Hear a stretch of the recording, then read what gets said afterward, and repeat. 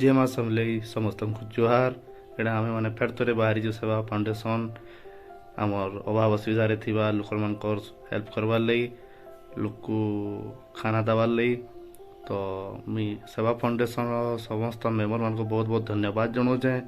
जेन मैंने निजर टिकी टाइम बाहर करी सेवारे आगे आसुचन आउ लोकर हेल्प करुचन तो सेवा फाउंडेशन समस्त सदस्य माने आम राहुल भाई देवेन भाई महाकाल भाई आशु भाई किरण भाई अखिलेश भाई आउ अम्बित भाई प्रियजीत भाई आउ किरण दादा जेन मनकर सपोर्ट द्वारा ये सब हो पारुची